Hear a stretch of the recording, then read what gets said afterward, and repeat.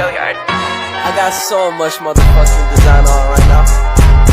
Break it down, bring it back, make it clap. I got 3 old thoughts, new block, wear that thing. Bitches on my line, and you know.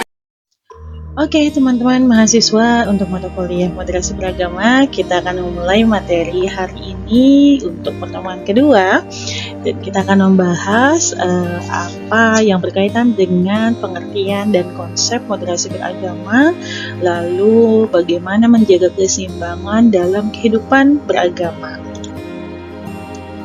Sebagai pendahuluan, teman-teman semester di pertemuan yang sebelumnya kita sudah membahas ya apa itu sebetulnya moderasi beragama, dan moderasi beragama ini adalah konsep yang cukup penting dalam kita bersama-sama menjaga keseimbangan kehidupan beragama.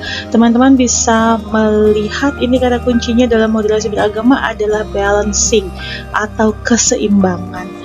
Dengan hidup yang moderat, kita tidak akan cenderung ke kanan, tidak akan berlebihan dalam beragama, dan lain sebagainya.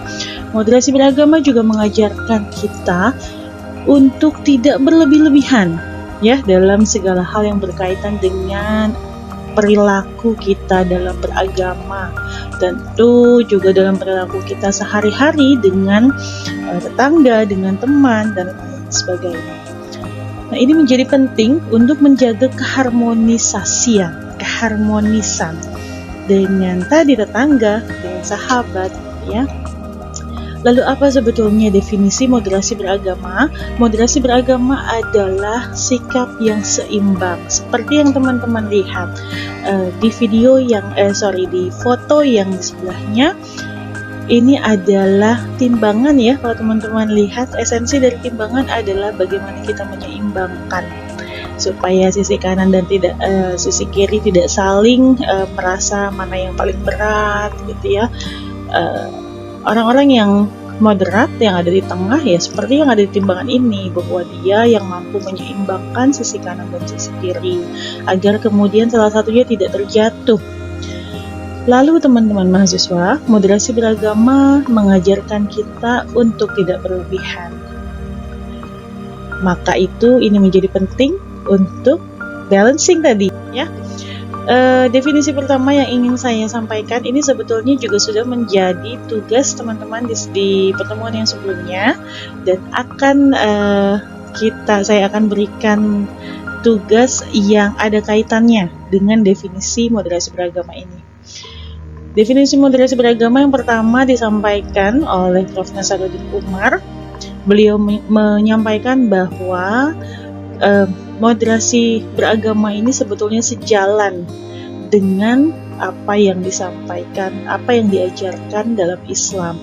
Karena Islam ini menjaga keseimbangan, menghargai adanya perbedaan. Baik itu agama, baik itu perbedaan sikap, baik itu perbedaan pandangan politik, baik itu perbedaan budaya, dan seterusnya.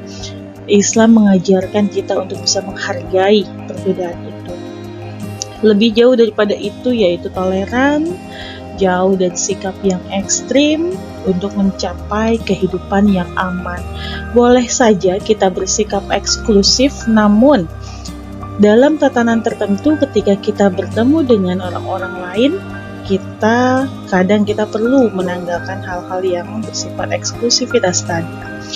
Damai tanpa konflik itu semua adalah keinginan semua pihak, keinginan semua orang untuk mengurangi adanya perpecahan. Lalu teman-teman mahasiswa, definisi yang kedua, moderasi beragama ini datang dari Prof. Quraish Shihab. Nah, agak berbeda meskipun senada dengan apa yang disampaikan oleh Prof. Nasaruddin Umar tadi. Prof. Quraish Shihab menyatakan bahwa moderat adalah sisi tengah di antara kanan dan kiri. Orang moderat adalah yang mampu mengajak sisi kiri dan sisi kanan agar bisa berjalan beriringan dan seimbang. Jadi kita kembali lagi kepada kata kuncinya teman-teman ya. Kata kuncinya adalah seimbang. Next, manfaat moderasi beragama memiliki banyak manfaat. Nah, diantaranya adalah mampu menjaga keseimbangan dalam kehidupan beragama, mencegah terjadinya ekstremisme, mempererat hubungan antar umat beragama. Ingat, kita hidup di Indonesia tidak hanya beragama Islam, tapi ada agama-agama lain yang perlu kita hargai. Lalu juga untuk menciptakan suasana yang harmonis. Lalu caranya seperti apa? Cara praktis menjaga moderasi beragama. Yang pertama adalah menjaga pikiran kita untuk tetap positif, tidak menggunakan stereotip tertentu ketika kita bicara soal agama lain.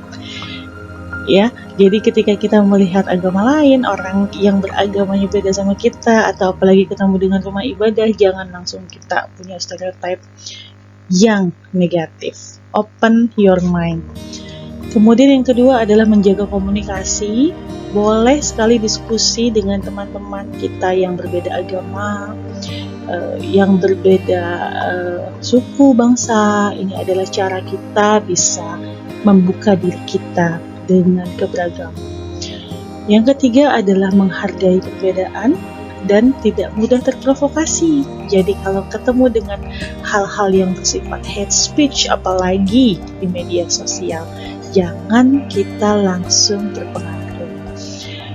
Dan prinsipnya adalah yang selalu dikedepankan adalah sikap toleran.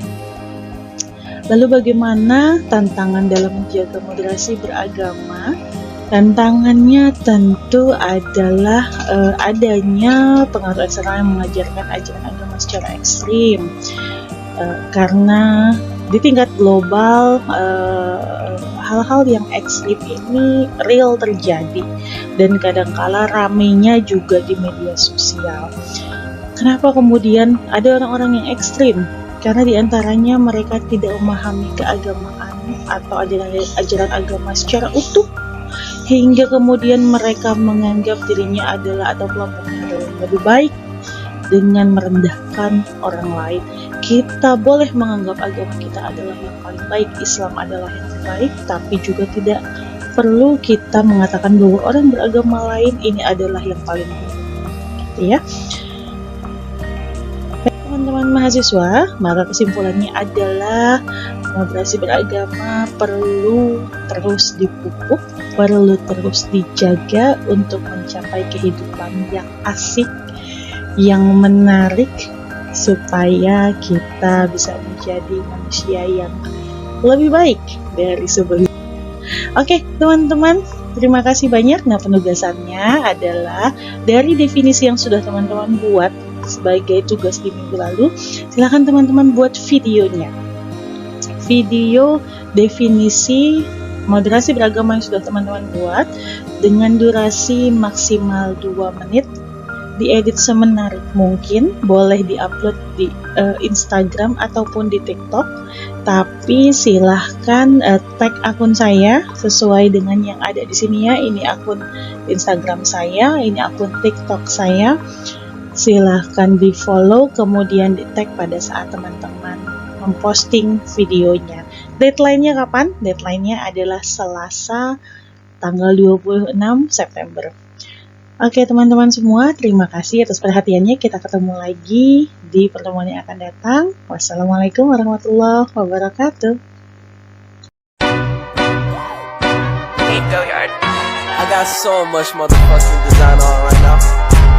Break it down, bring it back, make it clap. I got 3 old thoughts, new block, wearing that thing. Bitches on my line, and you know